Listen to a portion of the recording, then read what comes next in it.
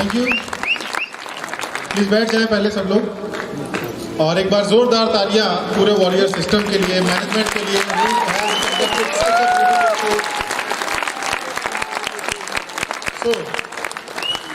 Famous dialogue है, एक बार आपके आगे भी बोल देता हूं, स्वागत नहीं करेंगे हमारा।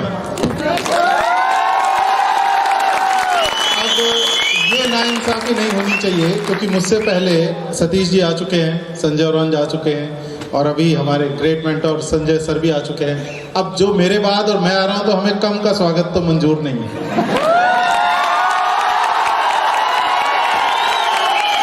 मुझे नहीं मालूम अभी राजू जी को कहाँ की आवाज आ रही थी जूडो की, लेकिन एक बात तय है कि जब इस ऑडिटोरियम से वो लोग निकल के जाएंगे, आज उनकी छुट्टी हो रही है, तो वो बताएंगे जरूर कि 3 दिन शो हुआ हमारा, मतलब एथलेटिक्स का, आवाज नहीं आई। आखिरी दिन पता नहीं क्या हुआ, आवाज बंद ही नहीं हुई। और ये आवाज उनको ये बताने के लिए काफी है कि अभी इस दुनिया में कुछ बहुत सारे पागल इस ऑडिटोरियम में इकट्ठा हैं, और वो इस हद तक पागल हैं, इतने जुनूनी हैं, इतने ज्यादा स्वप्नदर्शी हैं कि अपने आप को कुछ बनाने के लिए और अपनी फैमिली को कुछ देने के लिए किसी भी हद से गुजरने के लिए तैयार है। मुझे म्यूजिक नहीं चाहिए, मुझे म्यूजिक नहीं चाहिए, क्योंकि अभी बात हो रही थी कि यहाँ पर कोई लड़का है या लड़की है, कोई बंदा है या बंदी है, और जब इस हॉल में मैं आया तो मैं संजय जी से यही कह रहा था कि मुझे नहीं दिख रहा इस हॉल में कि कौन बंदी है कौन बंदा है, मुझे तो सारे के सारे योद्धा ही दिख रहे हैं।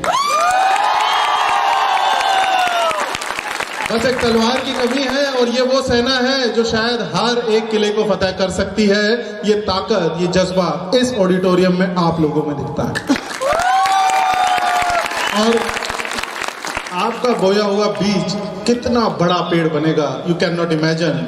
और जैसा मैंने अभी राजू जी ने कहा कि श्याम सुंदर जी की बात उन्होंने बताई कि जब वो बीज बोया था तो किसी को नहीं पता था कि वो कल को इतना बड़ा वृक्ष बनेगा। वो सीन आप में से शायद बाकी सारे लोगों को याद ना हो, और मुझे वो दिन याद है 2017 अगस्त के अंदर, जब मैं अलीगढ़ जा रहा था तो रास्ते में फोन आता है और ऐसे ऐसे पता लगता है कि भाई श्याम सुंदर जी का एक्सीडेंट हो गया, वो उनके भाई वगैरह सब ऑन द स्पॉट डेथ हो गई। और वो खबर सुनने के बाद बहुत दुख भी हुआ, बहुत अजीब भी लगा, लेकिन एक चीज से हम श्योर थे कि फाइनेंशियली तो उनकी फैमिली को कोई नुकसान अब होने वाला नहीं है।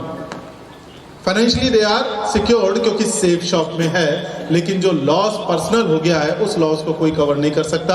और ये ताकत है सेफ शॉप की कि जब एक लीडर और एक इतना तगड़ा नेटवर्कर जाता है तो सबको पता है कि इसकी फैमिली को कम से कम पैसे के लिए नहीं रोना पड़ेगा। ये ताकत आपकी और उस बीज को हमने पेड़ बनते देखा है, और इतना तगड़ा पेड़ बनते देखा है कि आज को हिल नहीं सकता। वो एग्जाम्पल आपने देखा हो ना देखा हो, लेकिन उसके बाद हमने एक और एग्जाम्पल विटनेस किया। जानना चाहेंगे? सन 2008 एक और बीज बोया गया, और किसी को नहीं पता था कि ये बीज क्या बनेगा। बहुत सारे बीज बोए जाते हैं हर साल सेफ शॉप में, आप बहुत सारे लोगों को ज्वाइन कराते हैं, लेकिन 15 मार्च 2008 को एक ऐसा बीज बोया गया जो आज एक इतना बड़ा पेड़ बन गया है कि जिसकी मिसालें पूरी दुनिया में छोड़िए, हिंदुस्तान में छोड़िए, पूरी दुनिया में हर स्टेट में, हर सिटी में दिखाई जाती है। कौन है वो? तो आप हैं, वो आप हैं, and that is the warrior business leadership network, जिसका जन्म हुआ 2008 के अंदर, और किसी को नहीं पता था। लगा था कि पता नहीं ये पौधा पेड़ बनेगा नहीं बनेगा, वो पौधा पेड़ नहीं बना, वो वट वृक्ष बन गया। और वो इतना तगड़ा बन गया कि आज मिसालें दी जाती हैं कि यार नेटवर्क बनाना है तो इस वॉरियर जैसा बनाओ। जुनूनी लोग, जोश का दूसरा नाम लोगों ने वॉरियर रख दिया। बोला जोश क्या है? बोला पता नहीं। बोला क्या? वॉरियर को देख के आओ। शोर कैसे मचाया जाता है, ताली कैसे मचाई जाती है। अगर ये एग्जाम्पल दिखाना होता है, भरा पड़ा है हर जगह वीडियो ऑडियो एग्जाम्पल में, कि अगर आप देखना चाहते हैं भीड़ किसे कहते हैं, आप देखना चाहते हैं जोश किसे कहते हैं, आप देखना चाहते हैं पागलपन किसे कहते हैं, और आप देखना चाहते हैं कि धोती में भी ऑडी कैसे खरीदी जाती है, तो ये सब पागलपन आपको सिर्फ एक ऐसे जुनूनी लोग 2008 में पैदा हो गए जो कहते हैं कि जी हम किसी मिसाल पर बिलीव नहीं करते, हम जो बोलते हैं हम उसको मिसाल बनाते हैं, हम पुरानी बातों पर बिलीव नहीं करते कि ऐसा किसी ने लिख दिया। और अजीबो गरीब बिजनेस है दोस्त हमारा, बहुत ही अजीबो गरीब बिजनेस है। सारे ही काम सेफ शॉप में उल्टे होते हैं, और ऐसे ही लोग चाहिए जो उल्टा सोच सकें। जिंदगी में लोग हमसे कहते हैं, घर वाले कहते हैं कि पूरी जिंदगी मेहनत करके अगर लखपति बन जाओ तो बहुत बड़ी बात है। कोई बिरला सयाना मिल गया तो कहता है कि पूरी जिंदगी में करोड़पति बन गए तो बहुत बड़ी बात है। गलत कह रहा हूं मैं, सही? फिर एक शख्स आता है, एक अपलाइन आता है, एक कंपनी आती है और वो कहते हैं कि जी हाँ, हम आपको एक ऐसा बिजनेस देंगे जो आपको हर साल बनाएगी करोड़पति। हम पूछे इससे पहले कि क्या कोई बना है करोड़पति, तो वो संजय सर को दिखा देते हैं कि सन 2012 के बाद से इनकी कैपिंग नहीं टूटी। और कैपिंग नहीं टूटने का मतलब एक हफ्ते का 2 लाख, एक महीने का 8 लाख और 52 हफ्तों का 1 करोड़ 4 लाख, यानी हर साल करोड़पति, पूरी जिंदगी में करोड़पति नहीं, हर साल करोड़पति बनते हैं। ऐसे शख्स आपके सामने बैठे हैं। हमें बताया गया कि नहीं यार, जितना सोचा है उतनी में काम करो, जितनी चादर है उतनी पैर फैलाओ। सेफ शॉप आती है और अपलाइन आते हैं, वो कहते हैं कि यार एक भाड़ में जाए चादर वादर, पहले पैर फैलाओ और जितना फैला सकते हो फैलाओ, फिर उतनी बड़ी चादर लेके आओ। हमें बता दिया किसी ने कि हम कहीं अमीर ना हो जाएं, उसने कह दिया कि भाई जितनी मेहनत करोगे उतना पैसा मिलेगा, जितना मेहनती होगा उतना पैसा मिलेगा, और गधा मजदूरी हमसे कराते रहे। हाँ या ना? फिर एक शख्स आता है, बोला गधे बन के रहोगे तो सिर्फ मार मिलेगी, अगर जिंदगी में कुछ करना है तो मेहनत यहाँ के ऊपर करो। उसने कहा कि दिमाग लगा के काम करो, घोड़े वाला काम करो, एक ही रेस दौड़ो, लेकिन उसमें लखपति बन जाओ। ऐसा पागल बिजनेस हमारा है, ऐसी पागल लोग हमारे।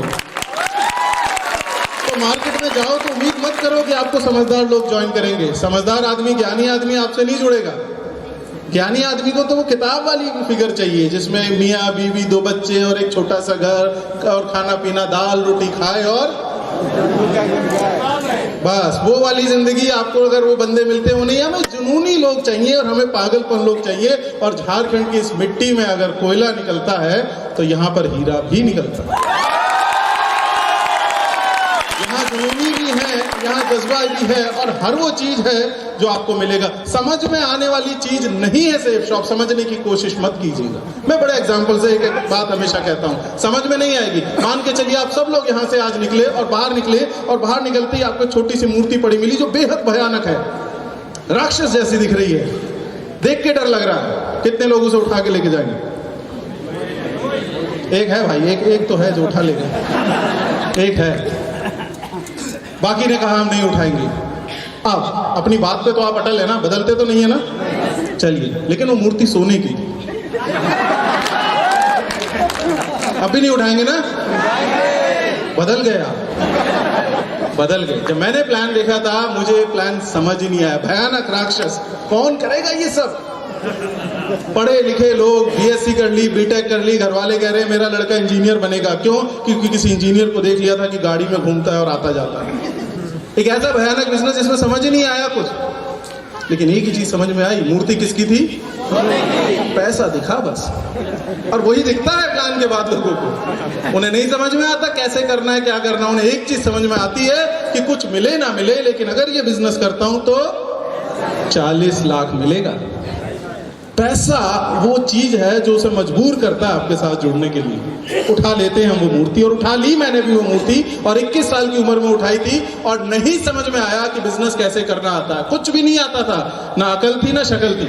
आज दिख रही होगी, वैसे अभी भी ठीक नहीं है। ना उस टाइम शक्ल थी, ना अकल थी, ना कपड़े थे, ना मोबाइल था, ना 2 व्हीलर था, ना एक्सपीरियंस था, कुछ नहीं था। लेकिन बिजनेस उठा लिया कि मैं करके दिखाऊंगा 21 साल में।